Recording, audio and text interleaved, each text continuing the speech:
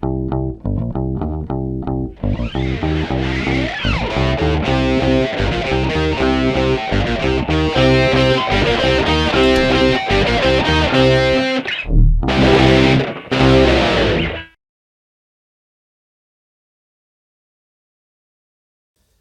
noite, gente. Sejam bem-vindos ao MetaCast, o novo podcast aqui do Colégio Adventista de Florianópolis, Unidade Estreito. Hoje é nosso primeiro episódio, estou aqui com o pastor Rafael. Estamos aí juntos, vamos juntos nessa primeira e nos muitos mais que virão. Com certeza, teremos muitas oportunidades e episódios aqui, mas hoje, em especial, nós temos um convidado aqui para a gente começar com o pé direito, Rafa. Exatamente. Pra gente, assim, não errar, para a gente começar já no ângulo. No ângulo, exatamente. Pastor Arilton, seja muito bem-vindo ao MetaCast, nosso podcast. Obrigado já de antemão por ter aceitado o convite. Obrigado eu, por participar do primeiro programa que vocês estão iniciando aqui, uma semente que está sendo lançada. Sem dúvida vai ser muito legal. Obrigado você por já estar com a gente conectado aí. E olha, essa ideia de você ter esse momento para um bate-papo, trazendo temas atuais, pensando num público bem legal, vai ser muito bom esse projeto. Certamente Deus vai colocar a mão dele sobre ele. Amém, amém, amém. Pastor, talvez muitos dos nossos alunos que estão assistindo, nós temos alunos que o conhecem com toda certeza, mas também temos um grupo que não o conhece. Então, antes de a gente começar com as perguntas aqui, saber um pouquinho da tua vida, conta para nós a sua função que o senhor faz hoje. O senhor é pastor de que igreja? Porque tem várias religiões nos assistindo. Conta para nós aí. Sim, eu sou pastor da Igreja Adventista, há 27 anos, começamos bem cedo. E hoje eu ocupo a função aqui de coordenador dos interessados da Novo Tempo no que nós chamamos de Associação Catarinense. Essa é uma linguagem bem da Igreja Adventista. Eu sou um pastor da Igreja Adventista do Sétimo Dia e essa linguagem é bem adventista. Mas para você entender melhor, a Associação Catarinense compreende o centro, o oeste e o sul do estado de Santa Catarina. Então, nesta região nós temos cerca de 20 mil alunos que estudam a Bíblia com a Novo Tempo, e o meu trabalho agora, desde fevereiro desse ano, é coordenar esses 20 mil alunos, trabalhar com eles, ajudá-los no aprendizado da Palavra de Deus, e um segundo projeto que é organizar espaços Novo Tempo no território geográfico de Santa Catarina. Muito bom. O pastor mencionou aí a Novo Tempo, e os adventistas tem o pastor Arilton como uma referência, muito conhecido aí da TV Novo Tempo, e a gente queria saber um pouquinho como que foi esse processo de o pastor parar lá na TV Novo Tempo. Foi um chamado da TV, ou foi o pastor que se sentiu vocacionado, foi lá entregar o currículo? Como que foi essa história aí? É uma coisa muito interessante, porque nós pastores adventistas temos a formação teológica, mas eles vão colocando desafios em nossas mãos. Claro, a gente se sente pequeno diante dos desafios, mas eu me lembro até hoje que foi, acho que uma terça-feira à tarde, eu estava na minha casa, eu lecionava nesse momento lá na FAD Minas, nossa faculdade de Ciências Contábeis e Administração de Minas Gerais, quando eu recebi uma ligação do diretor da Novo Tempo, pastor Antônio Torces, e ele dizia: pastor Arilton, a gente quer você aqui no nosso time de gerentes da Novo Tempo. E aí ele queria que eu gerenciasse a Escola Bíblica. A Escola Bíblica é o departamento da Novo Tempo responsável por atender os alunos em toda a divisão sul-americana, como nós chamamos, em toda a América do Sul. Então, esse departamento prepara conteúdos em português e espanhol, e são conteúdos da Bíblia. Então, esse é o departamento responsável pela produção, pela distribuição e pelo atendimento a esses alunos. Aí ele me convidou que fosse a Novo Tempo, eu fui a Novo Tempo conhecer, e quando cheguei lá é que eu fiquei sabendo que eu também teria que apresentar um outro programa, porque o apresentador do programa Bíblia Fácil estava saindo e eles queriam que eu apresentasse o programa.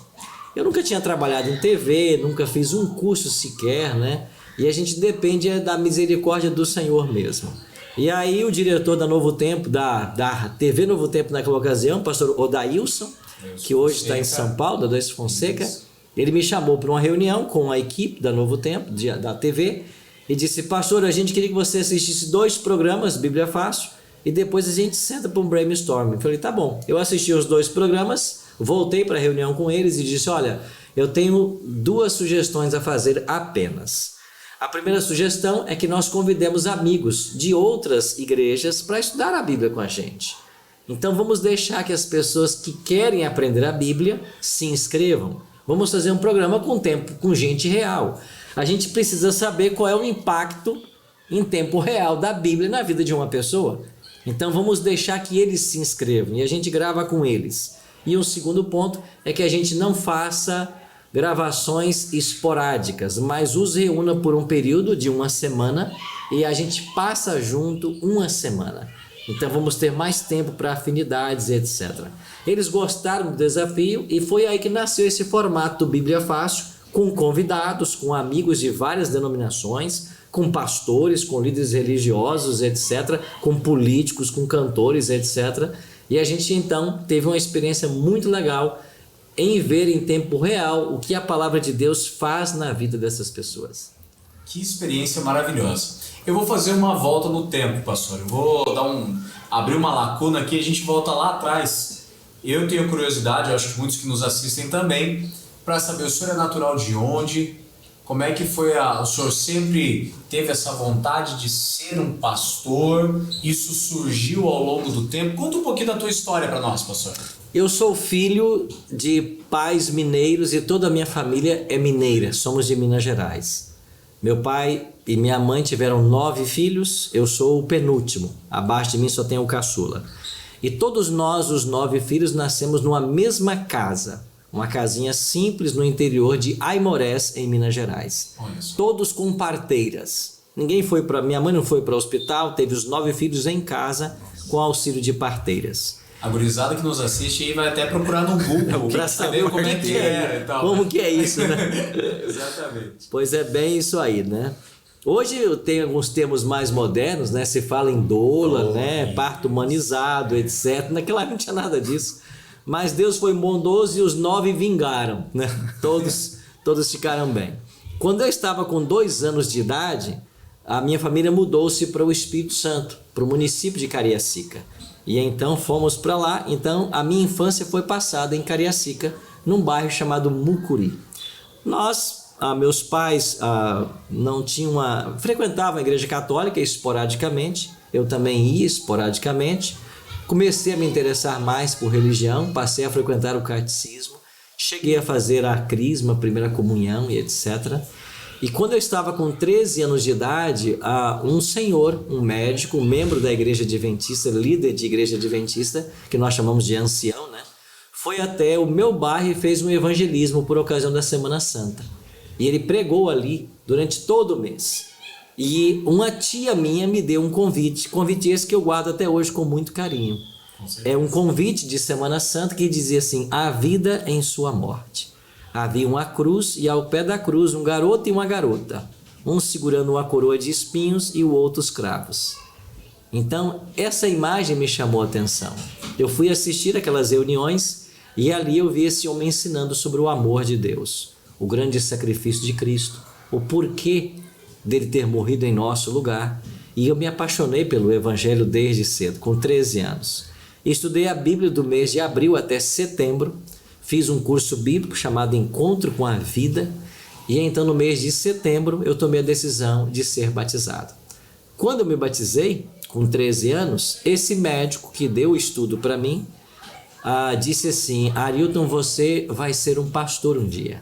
Olha. E foi ele quem plantou no meu coração essa semente. Legal. Eu fui o único lá em casa a ser batizado, fiquei 4 anos sozinho na igreja, minha família não era, depois começaram a vir, e ele plantou essa semente no meu coração. Então eu alimentei essa semente. Na ocasião eu já trabalhava em oficina, eu era lanterneiro, né? E aí trabalhei até os 17. Depois fui para a colportagem, que é um ramo da nossa igreja que trabalha com venda de literatura cristã. Exato. Fiquei por 2 anos na colportagem e passei no vestibular na Bahia, como nós chamávamos IAN, né? Hoje FADBA.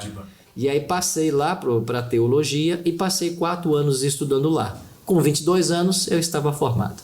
Olha só, engraçado isso, né, pastor? A vida ela é assim, Deus ele prepara pessoas certas com palavras certas usadas com certeza por ele. Você imaginar um ancião fazer o evangelismo, que já é algo surpreendente, e ele identificar ali do senhor esse dom, né, do pastorado.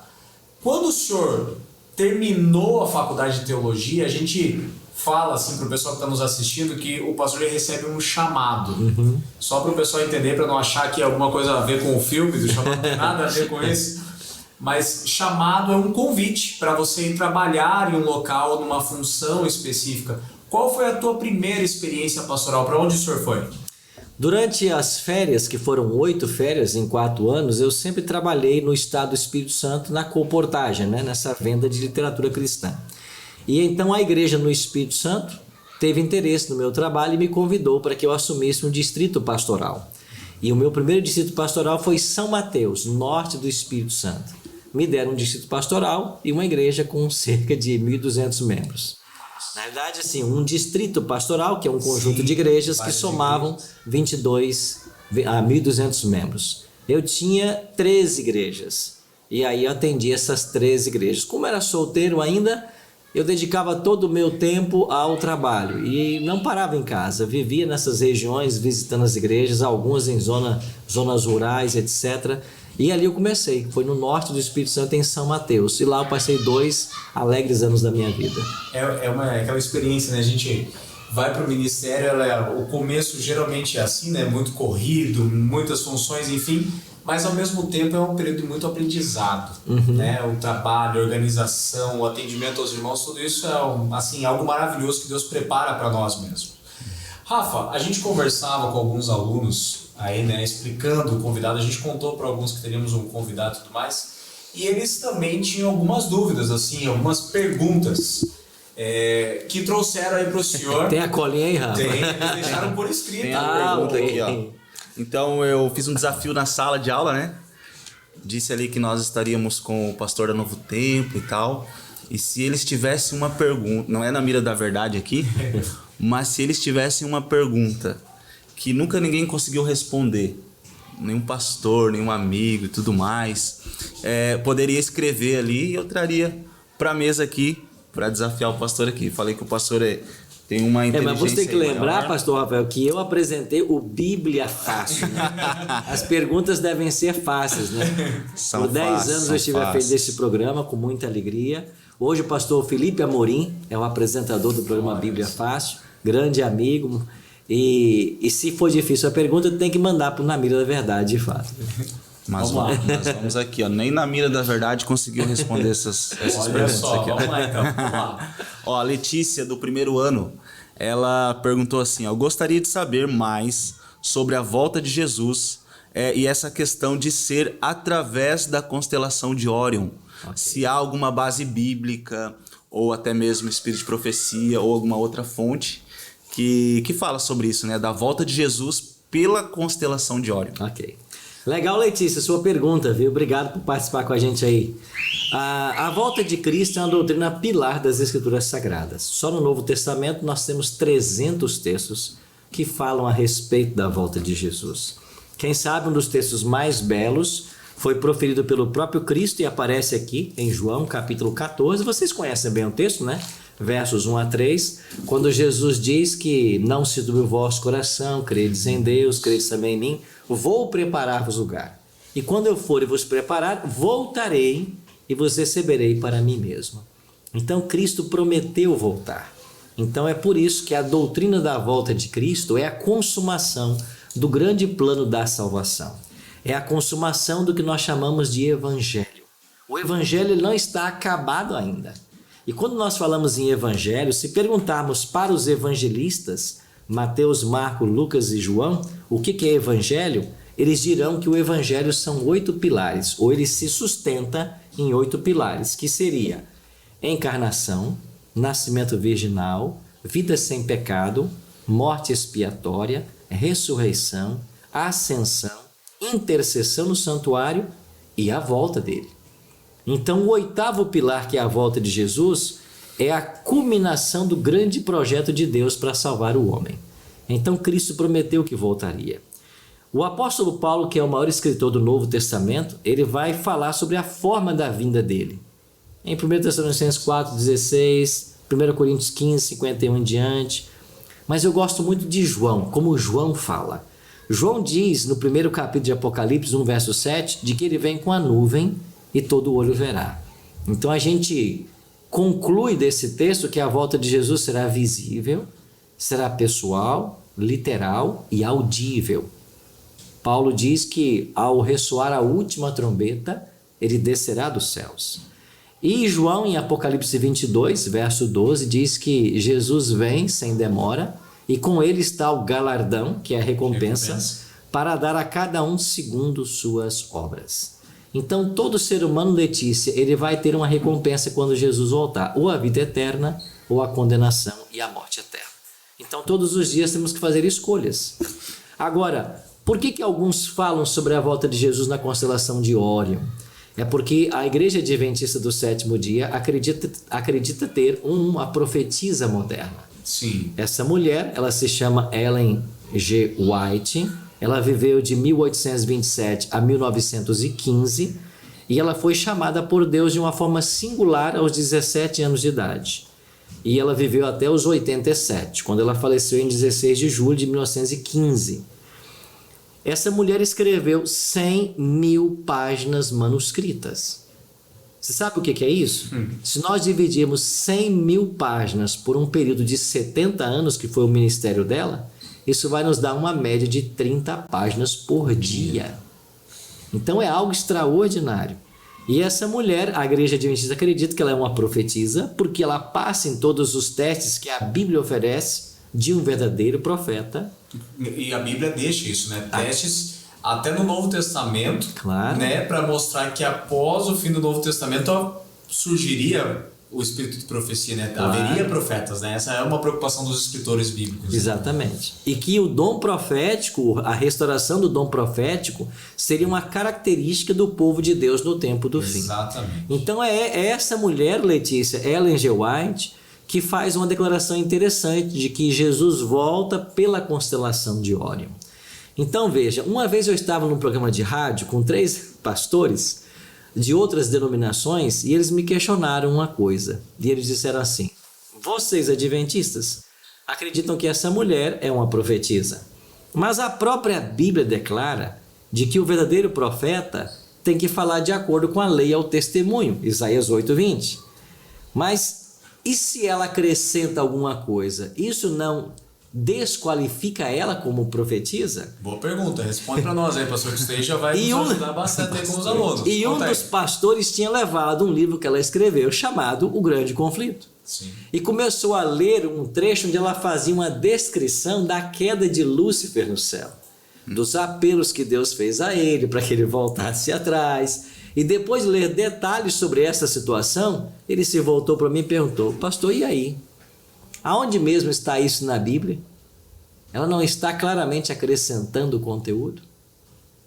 E eu pensei por um instante, né, como nós dependemos constantemente do Espírito de Deus para iluminar nossa mente, e a resposta veio de pronto. E eu disse para ele assim: é verdade que ninguém pode acrescentar na Bíblia, a não ser o profeta. Porque o profeta é aquele que fala em nome de Deus. E você concorda que há livros de profetas que não estão no cânon? Como o livro de Jeú, por exemplo, que foi um profeta que escreveu um livro e ele não está aí? Então, nós não cremos que os escritos de Ellen G. White sejam canônicos, que eles estejam no mesmo nível de inspiração da Bíblia. Mas se ela passa nos testes como um verdadeiro profeta, ela pode dizer o que não está na Bíblia.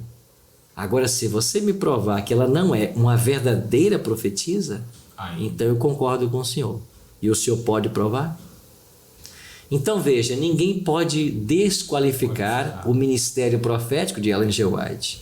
Então ela diz certas coisas que nós não encontramos na Bíblia, mas que de forma alguma chocam com aquilo que nós chamamos de analogia da fé.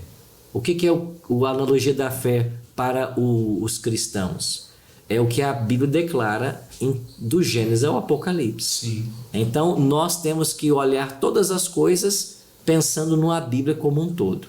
Se o que é ensinado não contraria nenhum princípio ensinado na Bíblia e a pessoa tem as credenciais proféticas, nós podemos aceitar. Que benção, pastor. Isso é interessante porque muitas pessoas têm essa dúvida mesmo, né? Ficam assim, mas de onde que vem essa informação e tal? Pastor, vamos falar um pouquinho aqui da sua vida também. O pastor Arilton é pai de alunos nossos aqui do Colégio do Estreito. Um deles até eu compartilho das mesmas lutas, né? É verdade. Que tem até uma doença, diabetes, né? Como eu tenho, nós dois tomamos insulina, então nós nos entendemos ali. Isso mesmo. Conta pra nós quantos filhos o senhor tem, a sua esposa, como se chama, para o pessoal conhecer um pouquinho mais do senhor. Minha esposa se chama Juliana. Vocês estão lembrados que o mundo iria acabar no dia 20 de dezembro de 2012? 2012. Pois é, e não acabou, não foi? Não. Aí eu casei dia 26. O mundo não acabou, me casei com a cirurgiã dentista Juliana Boa Sorte, uma pessoa maravilhosa que trouxe muita sorte para minha vida. E assim que nós casamos, nós tínhamos um plano de ter uma família e uma família grande, porque tanto ela quanto eu gostávamos demais de crianças e queríamos ter filhos. Então nós nos casamos em 2012, em 2014 nasceu meu primogênito, Rafael. 2015, seu Xará. Xará aqui. 2015 nasceu Mateus. 2016 nós descansamos e 2017 veio o Lucas, que é o caçula nosso, que também tem diabetes, como você tem, pastor. Mas todos são joias que Deus nos deu. Hoje o Rafael está com 8 anos, o Mateus com 6 e o Lucas fez 5 esses dias atrás. Exato. E os 3 são alunos aqui do Colégio de Estreito e eu tenho muita alegria em tê-los nessa instituição. É muito bom tê-los aqui. Nós também, né? Uma alegria ter o pastor aqui perto. E agora, pastor, o senhor já passou pela TV Novo Tempo, já lá no começo, logo no primeiro chamado, já foi para um distrito, né? E agora está aqui na Associação Catarinense. E nós gostaríamos de saber o que o senhor está achando do lugar, das pessoas e quais são os projetos que o senhor está desenvolvendo aqui na nossa região. Primeiro falar de Santa Catarina, né? Eu digo sempre, né? Aqui é um estado tão bom que eu descobri que mais da metade da população de Santa Catarina não é catarinense. Muita gente de fora. Isso prova que a maioria dos habitantes do estado não são de Santa Catarina. São muitos gaúchos que vieram do Rio Grande do Sul, Sim. do Paraná, gente que veio da Bahia. Encontrei muita gente do Pará, do Amazonas. Tem bastante. Ou seja, é um estado tão bom que ele atrai público de todo o Brasil. Isso, a prova disso é Mineiro. 2 paranaenses. E 2 paranaenses. Então, a prova já tá aí. E o nosso mestre ali é da onde, rapaz? Por detrás das câmeras ali. Paraná. Do Olha, Paraná. mais um Cleverson, paranaense. nosso videomaker, sonoplasta disciplinar. Esse é o 1001 utilidades, nosso braço direito. É isso aí. Paranaense também. Então você vê, o estado de Santa Catarina, ele é belo em sua topografia. Você tem a 100 quilômetros um clima de inverno europeu.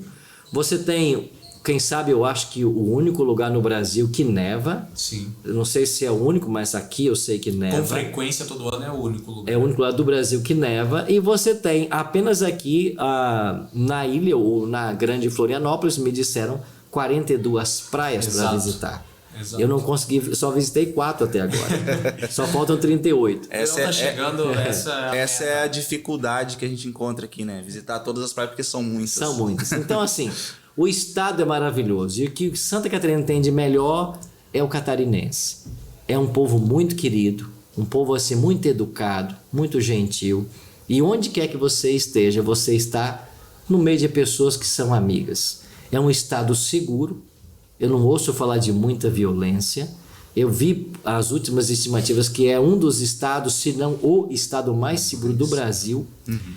Então, é maravilhoso. Então, o estado é maravilhoso. E eu estou amando junto com a minha família aqui. O clima é joia, agradabilíssimo. Agora, sobre os projetos, né? Nós começamos a atender os alunos da Novo Tempo e começamos no primeiro semestre desse ano a atender 4 regiões, 4 polos, e agora no segundo semestre mais 3 polos. Estamos passando por cidades como Criciúma, como Itajaí, como Lages, como a Grande Florianópolis, atendendo esses alunos com reuniões de estudo da Bíblia.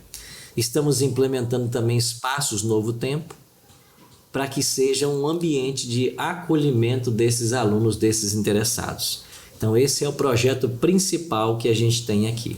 Interessante isso, pastor. Eu tive a oportunidade, né, o privilégio, em 2018, nós saímos, eu e o pastor Rafael, nós somos contemporâneos, mesma sala de aula há 4 anos e agora trabalhamos juntos, né? Então, Olha aí.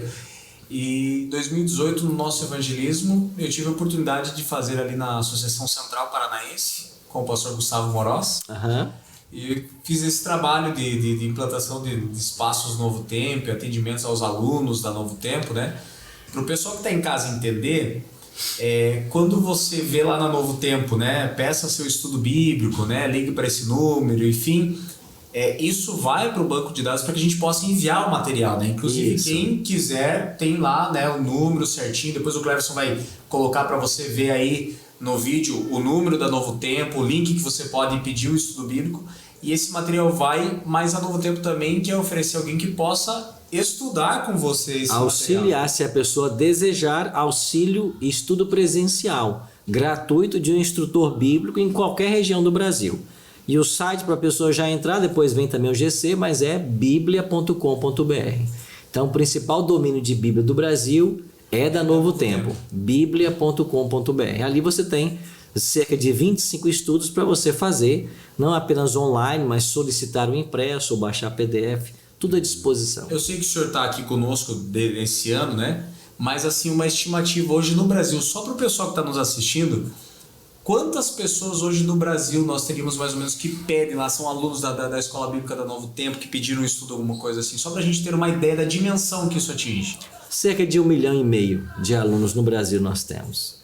Nós muita estamos coisa, né? chegando a 2 milhões, Nossa. contando com os países de habla hispana, né, de fala hispana da América do Sul. Seria a maior escola da América do Sul. Sem dúvida, com essa quantidade de alunos, entendeu? certeza. Todos recebendo estudos gratuitos, Gratuitos. né? Sem pagar nenhum centavo por isso. Exatamente. E conta aí para nós então, pastor, eu interrompi o senhor, né, por causa desse link, mas e aqui está nas regiões, está implantando, a gente já tem algum centro, algum espaço Novo Tempo para atender, alguém que queira conhecer, Temos, assiste pela TV e quer conhecer um lugar, existe um lugar assim Temos. Eu vou mencionar 2 aqui. Nós temos na Igreja Adventista do Estreito, um espaço Novo Tempo que já funciona há um bom tempo, com uma equipe muito nota 10, que está ali para receber todos os interessados, né? Então, a Igreja Adventista do Estreito tem um espaço muito legal. E tem um espaço que foi inaugurado recente agora, que é o Espaço Novo Tempo, o Auditório Novo Tempo do Colégio Adventista da Palhoça. Um auditório lindo com capacidade para 780 pessoas e eu estou lá toda quarta-feira para atender a esses alunos. Então nós temos um projeto todas as quartas, 20 horas. Muito bem, ó. Você que ouviu essa informação, guarda isso contigo. Quarta-feira, toda quarta-feira, o colégio fica ali no bairro do Pagani. No Pagani. Na cidade de Palhoça. É uma A Avenida cidade- das Torres ali. A Avenida das Torres é uma cidade ao lado de Florianópolis, né? Faz divisa aqui com Florianópolis e São José. Então você que queira assistir presencialmente, ter o privilégio de estudar com o pastor Arilton, vai lá no auditório do Novo Tempo, que E na Igreja do Estreito, todo também. domingo às 20 horas. todo domingo aqui no Estreito, pertinho de Estreito nós. é bem mais perto também, né? Bem mais próximo A aqui. galera aqui. Isso Então tem essa oportunidade. Fora os espaços do Novo Tempo, o senhor falou que está atendendo 4 regiões do estado aí. Como é que funciona esse atendimento, pastor? Ou melhor, como é que o senhor consegue atender 4 regiões ao mesmo tempo? Porque é a dúvida que fica para nós. No colégio aqui a gente já pena aqui, né? Só no colégio. Para o primeiro semestre, nós criamos um itinerário onde todo domingo eu estava. Deixa eu lembrar onde eu estava. Eu estava no auditório Novo Tempo ali da Palhoça, todos os domingos. Na terça-feira a gente atendia a Criciúma, na Igreja Central de Criciúma. Nas quartas-feiras, no auditório do Colégio Adventista de Itajaí. E nas quintas-feiras, na Igreja Central de Florianópolis, na ilha. Então foram esses 4 polos durante 12 semanas. Para quem conhece a geografia de Santa Catarina, é Criciúma lá no sul do estado, Itajaí já indo em direção ao norte do estado, Florianópolis bem no centro do estado, então rodou alguns quilômetros. Alguns quilômetros. E agora nós começamos recentemente a atender Estreito, aos domingos a Palhoça foi para quarta-feira e às quintas estamos lá em Lages, Também atendendo a 2 ambientes, bem no sul do estado, né? no auditório da ACIL, né, que é uma associação comercial da cidade, todas as quintas-feiras às 20 horas. E na sexta pela manhã é numa empresa que tem centenas de funcionários e eles param, desligam as máquinas para estudar a palavra de Deus. Foi emocionante semana passada, quando eu cheguei na empresa, aquele monte de máquina ligada, um barulho tremendo, e eu pensei comigo, como vamos estudar a Bíblia num barulho desse? E quando foi exatamente 8 horas, desligaram todas as máquinas e as centenas de funcionários vieram, se sentaram nas cadeiras,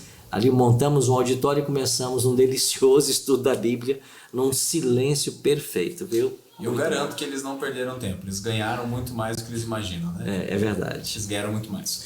Rafa, tem mais alguma pergunta aí para nós? Eu tenho uma pergunta aqui que eu quero daqui a pouquinho, mas eu vou passar a bola para ti. Nós estamos aqui fazendo, porque a gente tem muita coisa para conhecer, mas o tempo a gente sabe que é curto, mas algumas aí vão ainda para o pastor Arilton. Vamos ver aqui. Aqui era da Letícia, né? Que já foi. Temos uma aqui da Bárbara, do primeiro ano também, primeiro ano A.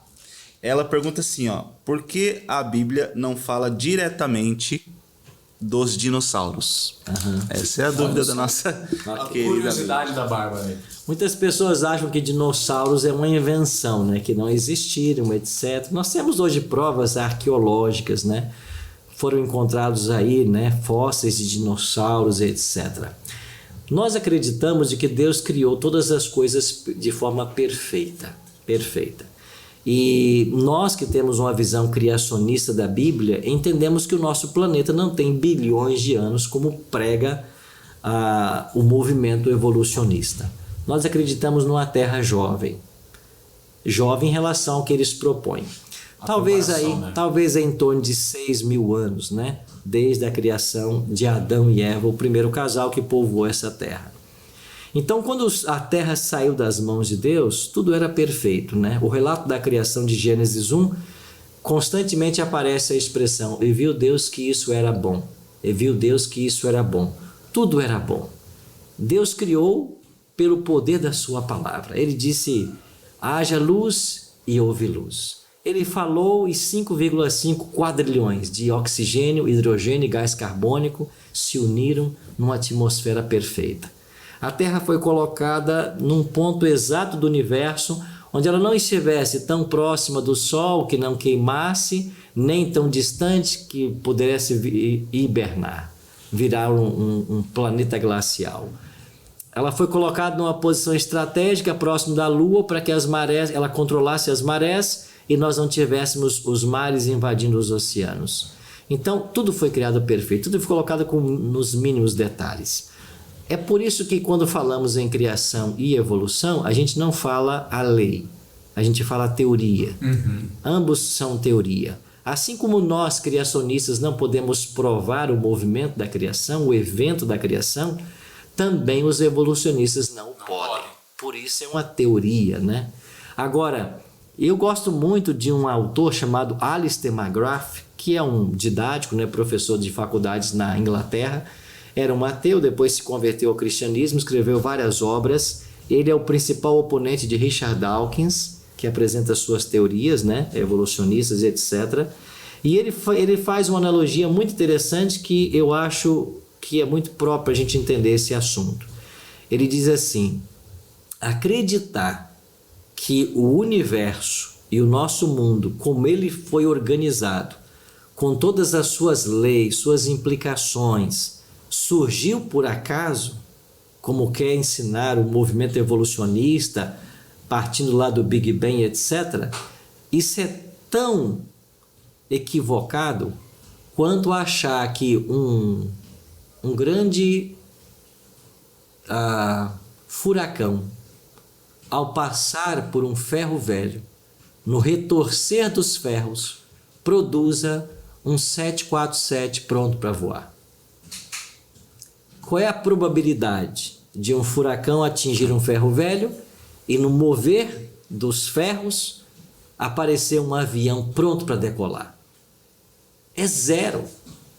Então acreditar que o universo, com toda a sua complexidade, e eles chamam isso de complexidade irredutível, né? Exato. Acreditar que tudo isso veio por acaso, tem que ter mais fé do que acreditar que um Deus criou todas as coisas. Um Deus criador. Mas quando tudo saiu das mãos de Deus, era perfeito. Mas essa perfeição foi manchada pelo pecado. Então, quando Adão e Eva pecaram, desobedecendo uma clara ordem divina, temporariamente esse planeta ficou sob o domínio de Satanás. E ele, como príncipe desse mundo, como o próprio Jesus o chamou, começou a distorcer tudo que nós conhecemos de leis. E é claro que essa distorção levou a humanidade ao pecado e levou à necessidade de um dilúvio. Deus sentiu a necessidade de acabar com essa geração. Lá em Gênesis 6, verso 3, Deus diz assim: meu espírito não vai agir para sempre no homem, porque esse é carnal. Os seus dias serão 120 anos. Ou seja, dali a 120 anos viria o dilúvio. Deus levantou Noé e começou a pregar. Então, os dinossauros, ao serem criados por Deus, eram como os outros animais, pacíficos, submissos ao homem. Mas por causa do pecado, o curso natural das coisas foi mudado. E daí veio o ciclo que se montou, onde você tem aí a presa e você tem o predador.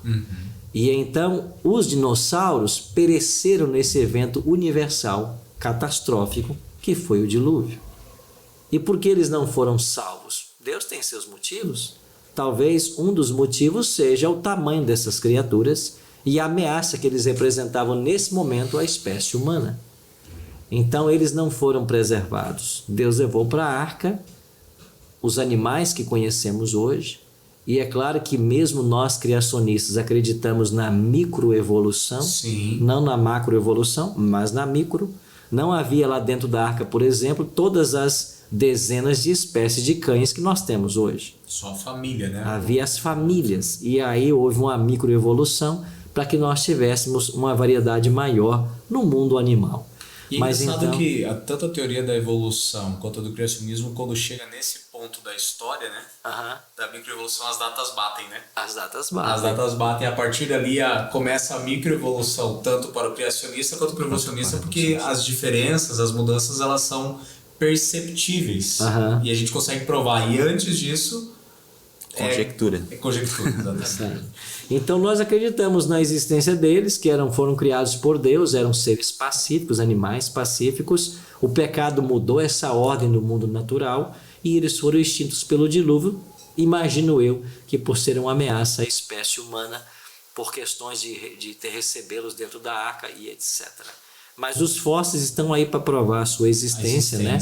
As várias espécies que havia, e um dia todas as nossas perguntas serão respondidas na eternidade. É interessante como a existência dos fósseis, dos achados arqueológicos, eles não são argumentos contra o criacionismo. Muito pelo contrário, né? O pastor explicou aqui que foram criaturas de Deus, criaturas boas, né? Deus viu que tudo era bom. Então, às vezes, as pessoas usam esses achados arqueológicos, esses grandes animais, para dizer que, olha, tá vendo como a vida surgiu em bilhões de anos e tudo mais, mas não. A Bíblia, ela consegue se harmonizar com esses achados, com essas questões, é interessante. Uma vez eu vi na faculdade, né, um professor comentando sobre esse debate, ciência e teologia, e a fala dele me ajudou a entender muitas coisas, né, porque ele diz assim, se você voltasse à ciência 200 anos atrás, 300 anos atrás, o que seria uma verdade científica? Muito diferente do que nós temos hoje. Muitas coisas eram uma verdade científica e hoje elas já deixaram de ser.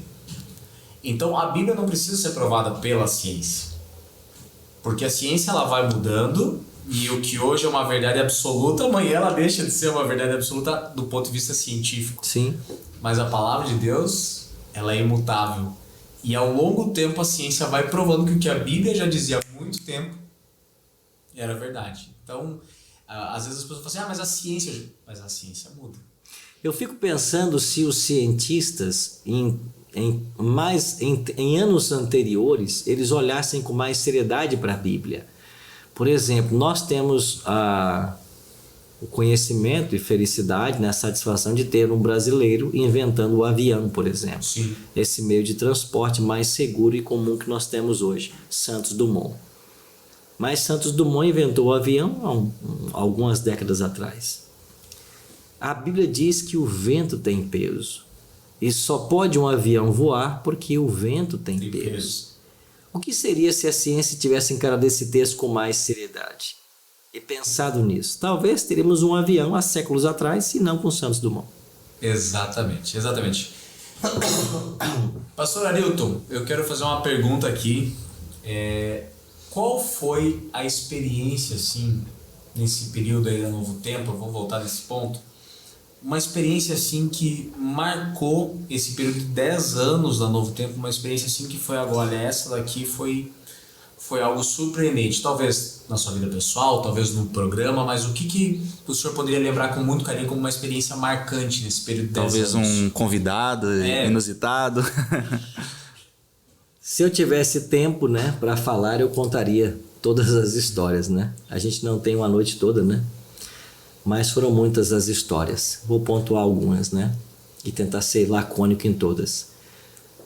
Um senhor, uma vez, a gente tinha o processo de inscrição que era vídeos, né? As pessoas gravavam vídeos e mandavam para nós. Eu me sentava com a produção, na época das gravações, e escolhíamos ali. A gente recebia centenas, milhares de vídeos de pessoas interessadas em participar do Bíblia Fácil e gravar, né? Uma vez chegou um vídeo que foi o mais lacônico de todos. Um fazendeiro do Mato Grosso do Sul, ele mandou um vídeo e ele dizia no vídeo assim: eu não creio em Deus, não creio na Bíblia, mas se me chamarem para esse programa, eu vou. Quase que um desafio aí, né? Só isso, ele gravou só isso. Quando eu vi o vídeo, né, eu disse: pode trazer esse senhor, a história dele é interessante. Não creio em Deus, nem na Bíblia, mas se me chamarem, eu vou. E ele veio. Primeiro dia de gravações, ele não abriu a boca. Segundo dia, na dele. E como a gente passava a semana toda juntos, eu tentei me aproximar o máximo dele, caminhar com ele, dar atenção. E você percebe quando a Bíblia começa a ser estudada, o professor, que é o Espírito Santo, começa a falar à mente, ao coração das pessoas. E você começa a perceber a evolução que vai acontecendo. Na quinta-feira, a gente gravava até sexta. Na quinta-feira pela manhã, quando eu me assentei para tomar o café da manhã, ele chegou e disse: pastor, posso me assentar com o senhor? Eu disse: claro. Ele se assentou na minha frente assim e disse assim para mim: pastor, de ontem para cá eu sou um novo homem. Eu disse: é mesmo? Por quê? Porque eu agora acredito em Deus. Você acredita em Deus? E o que mudou de ontem para cá? Ele disse assim: porque ontem à noite Deus falou comigo. Então, você me batiza?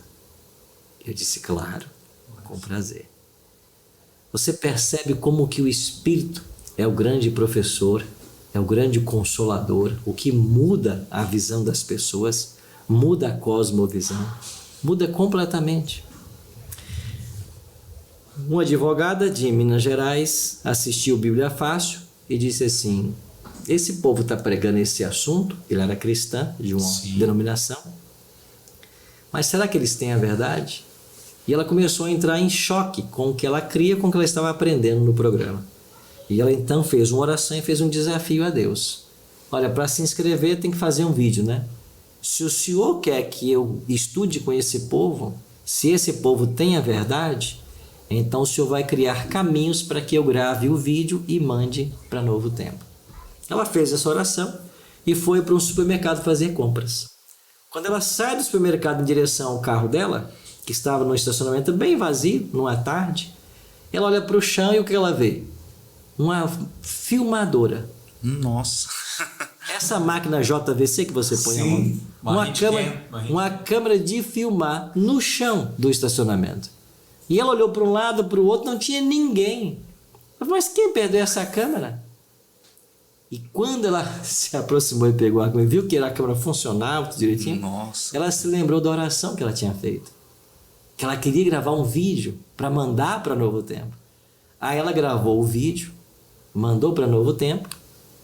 Nós, sem sabermos da história, porque ela não contou essa história, ela gravou o vídeo e mandou. Sem sabermos da história, o nome dela foi selecionado. E ela veio gravar. Então, o fato dela ter sido convidada para o programa, escolhida dentre dezenas e centenas de convidados, então foi uma segunda prova de que Deus queria que ela entendesse as verdades que a gente ensinava. Ela veio, participou do programa, tomou sua decisão por Cristo, entendeu as verdades que nós ensinávamos no programa, que nós ensinamos como igreja adventista, e ela foi batizada. E a bênção não acabou por aí. Ela voltou para casa e hoje ela, o esposo, a filha, a mãe, a irmã, a prima, são todos membros da igreja hoje. Olha Que coisa. que experiência. Que experiência. Incrível. É impressionante isso, né, pastor? Porque nós, como seres humanos, nós não somos capazes de transformar uma pessoa. A gente só, como a parábola do semeador, a gente só lança a semente, mas o frutificar ali, a semente, ela germina porque o Espírito Santo trabalha, né?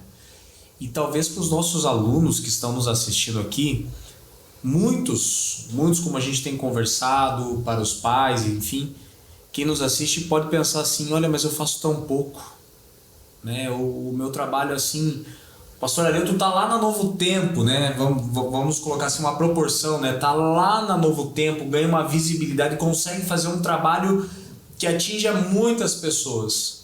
Mas o milagre da transformação, que é o mais importante de tudo isso, da conversão, ele acontece como obra do Espírito, então ele pode usar a todos nós. É verdade. A todos nós. Todos nós temos um lugar no plano de Deus. E não importa onde Deus nos coloque. Ele quer que nós frutifiquemos aonde nós estamos. É isso que importa. O que a gente tem que fazer, eu digo isso para os alunos, né, da nossa querida escola, é você se colocar nas mãos de Deus para onde você está, para que você frutifique aonde você está. E quando a gente se dispõe a se colocar nas mãos do Senhor, Ele vai nos usar de formas que a gente nunca imagina. Eu vou contar mais uma história e vocês me digam quando parar com as histórias. Fica tranquilo, fica tranquilo. Eu estava indo para a Bahia e eu peguei um voo de Guarulhos, que faria uma escala em Confins, em Minas Gerais, e depois iria para Vitória da Conquista, na Bahia. Quando o avião pousou em Confins, nós iríamos trocar de aeronave por um turbo-hélice da empresa Azul. E aí nós fomos convidados para o embarque, entramos todos naquele turbo-hélice, né? Cabe mais ou menos umas 90 pessoas ali no turbo-hélice da Azul. A minha fé só vai até esse nível de avião, né? Não, nenhum para baixo mais. É o último grau que eu chego. É que quem já andou sabe, né? Como é que é ali, menorzinho. E aí depois que a gente estava todo mundo ali, todo mundo apertado dentro do avião ali, ele taxiou, ele foi para a cabeceira da pista, a pista principal de Confins, e na hora que ele apontou, né, colocou o bico da aeronave na direção da pista para decolar, o piloto disse assim: infelizmente nós não vamos poder decolar, porque agora estão vencendo as minhas horas de trabalho e eu não posso exceder as minhas horas de trabalho. Então nós vamos ter que voltar e a gente vai ter que encontrar uma outra tripulação para levar o avião. Ninguém entendeu nada que estava acontecendo. Porque não é nada comum. Não é nada comum ver uma coisa dessa acontecer. Pois ele cruzou toda a pista de Confins, parou no mesmo lugar e aqueles ônibus encostaram, né? E a gente teve que descer todo mundo, entrar no ônibus e voltar para o aeroporto. Olha só. Sem entender nada. Depois ficamos sabendo que os funcionários da empresa estavam numa briga por questões salariais e eles estavam fazendo certas ações para chamar a atenção da empresa para tudo isso. E eu pensei comigo, aonde vamos achar agora um piloto à toa para levar a gente? Tô aqui parado no aeroporto, né? Posso dirigir, posso pilotar esse avião? Bom, para acalmar os ânimos dos passageiros, a empresa deu um voucher, né? Um voucher para que nós fôssemos ao restaurante, almoçássemos, até que eles chamassem de novo quando encontrassem uma tripulação para nos levar para o nosso voo. Eu fui para o restaurante, fiz o meu prato, me sentei numa mesa e logo depois aproximou-se um senhor e disse assim: pastor Arilton, né? Eu disse sim. Posso me assentar com o senhor? Eu falei assim, claro que pode. E ele se sentou assim na minha frente e disse assim para mim: eu vi o senhor lá no avião. Eu queria muito ter a chance de conversar com o senhor. Já que o avião não decolou, vai ser a chance. Pastor, nos últimos 3 dias, melhor, nas últimas 3 noites, eu sonhei com a volta de Jesus. Mas em todas as vezes eu estava perdido. O que está acontecendo na minha vida? Eu disse, eu sei o que está acontecendo. Deus, ele tem um plano para o senhor. E ele quer que o senhor conheça esse plano e viva ele. Mas que plano é esse? É o plano de aceitar a Cristo como teu Salvador e passar a ver uma vida de amizade com ele, se preparar para a volta de Jesus. se preparar para o evento que você está perdido por enquanto. E eu expliquei para ele um pouco mais do Evangelho e eu fiz um apelo pessoal para ele. O senhor está disposto a aceitar Cristo como Salvador da sua vida? Ele disse, pastor, eu estou. E ele começou a chorar, se emocionou, né? E eu também me emocionei, comecei a chorar. E ali ficamos nós chorando. Eu fiquei imaginando, passava as pessoas, os dois homens chorando, né? A relação não está boa aí hoje, né? Mas eu me emocionei com a atitude dele, né? Com a aceitação pronta que ele teve de Cristo. Oramos juntos, né? Depois de umas 4 horas, fomos chamados para o voo, voamos até a Bahia. Eu ficava em Vitória da Conquista para um compromisso e ele seguiu para a cidade dele, que era Jequié. Isso foi uma sexta-feira. Quando foi no sábado, por volta de 1h da tarde, eu havia pregado na igreja de manhã, estava na casa de alguns amigos, esperando para almoçar, quando chegou uma mensagem no meu celular, no WhatsApp. E ele dizia assim para mim, pastor, eu cheguei em casa na sexta-feira, muito feliz pela decisão que eu tomei. Na madrugada, eu acordei minha esposa e minha filha e contei para eles tudo o que havia acontecido e a mudança que Jesus estava operando em minha vida. E eu também fiz um apelo para as duas e elas também aceitaram.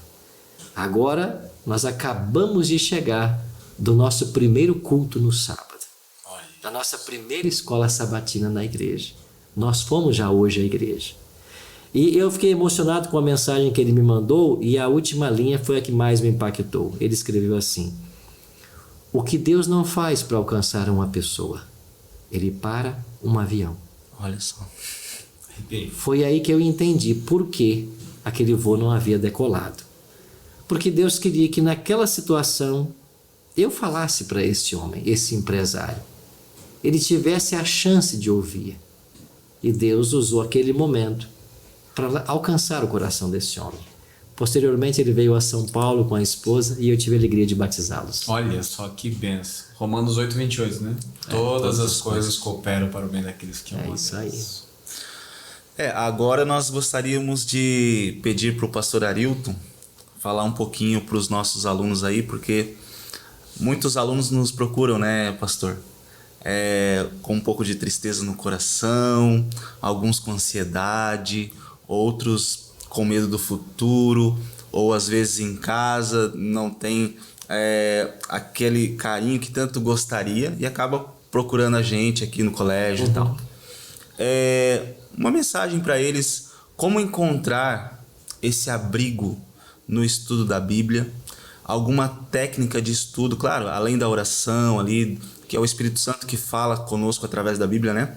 Mas uma técnica ali para que a Bíblia se torne mais atrativa, para que a Bíblia se torne fácil para eles, para que eles tomem gosto pela leitura, pelas histórias, alguma coisa assim que incentive aí os nossos pequenos. eu daria 2 conselhos apenas para os nossos queridos alunos, né? 2 formas que podem ser úteis para o estudo da Bíblia. A primeira delas é você estudar a Bíblia por temas. É o que a gente fala de estudo sistemático. Pegue um tema que você tem interesse e você busque nos livros da Bíblia o que ela ensina sobre esse tema. Existe uma ferramenta muito boa que a gente chama de concordância bíblica, que você pode encontrar em qualquer livraria. Uma boa concordância bíblica vai trazer ali as palavras e aonde elas aparecem. Por exemplo, se você quer estudar um pouquinho a respeito de fidelidade, aí você busca a palavra fidelidade, ela vai aparecer ali em vários versos da Bíblia. Se você quer compreender, por exemplo, a questão da morte, vai aparecer ali. Se você quer aprender sobre a juventude, vai aparecer ali. Então, uma concordância bíblica é uma boa ferramenta para nos ajudar no estudo sistemático da Bíblia. Mas um outro conselho que eu daria seria estudar a Bíblia por suas histórias. As histórias da Bíblia são fascinantes. E por detrás de cada história registrada tem um princípio muito importante a ser aprendido. Então, eleja os personagens que você gosta. Talvez você se identifique com algum deles. E você vai perceber que há lindas histórias na Bíblia. Ok? Agora, deixar apenas 2 versos com você. O primeiro deles, eu não vou ler aqui na Bíblia para a gente ganhar tempo, mas o primeiro deles você tem em 1 Coríntios 10, verso 13, onde Paulo escreve assim: não vos sobreveio tentação que não fosse humana, mas Deus é fiel e não deixará que sejais tentados além das vossas forças. Então a própria palavra de Deus nos assegura de que nós nunca seremos tentados além do poder que Deus nos dá para resistir à tentação. Então não importa em qual ramo da vida hoje você se sente tentado, você se sente provado. Deus vai dar para você forças para vencer qualquer batalha, porque Ele é fiel e nunca vai deixar que a gente seja provado numa prova maior do que o poder que Ele dá para a gente resisti-la. E como que a gente se apropria dessa bênção divina? É fazendo o que fazia, por exemplo, o jovem Daniel. E lá em Daniel 1:8, ele diz assim: resolveu firmemente Daniel em seu coração não contaminar-se. Tem que haver uma decisão firme do nosso coração em amar e servir ao Senhor. Então esse é o primeiro ponto. E o último verso que eu deixo com você, 1 Pedro capítulo 5, verso 7, né? Lançando sobre ele toda a vossa ansiedade, porque ele tem cuidado de vós. Se alguma coisa hoje te deixa ansioso, te deixa temeroso, lança sobre Cristo essa ansiedade. Pastor, como é que eu faço isso? Você faz assim, você vai no local secreto, pode ser o teu quarto, pode ser o jardim da tua casa, um parque da cidade. Vai no local onde esteja só você. Você conta para Jesus tudo o que está acontecendo na sua vida. Abre o seu coração para Ele. E diga assim: Jesus, eu estou te contando tudo porque eu quero que o Senhor seja o meu amigo, que o Senhor saiba da minha vida. Ele já sabe, mas Ele quer ouvir da sua boca. E eu quero confiar que o Senhor vai cuidar de mim. Então, a ansiedade que estava com você, você coloca agora sobre Jesus. Ele fez esse convite lá em Mateus 11:28, né? Vinde a mim, tomai sobre vós o meu jugo, e o jugo dele é suave e leve. Então você faz uma troca. Você entrega as suas preocupações a Jesus e você toma o jugo dele, que é suave e leve. Então confia nele, conta para ele e confia nele, e ele vai cuidar de você por um motivo único. Você é a coisa mais especial que Deus tem. Ele ama você. Ele sabe tudo sobre você. Ele considera você como se você fosse a única pessoa do planeta Terra. Então não tenha dúvidas. Ele ama você e vai cuidar de você como um pai cuida de um filho a quem tanto ama. Amém. Amém. Amém.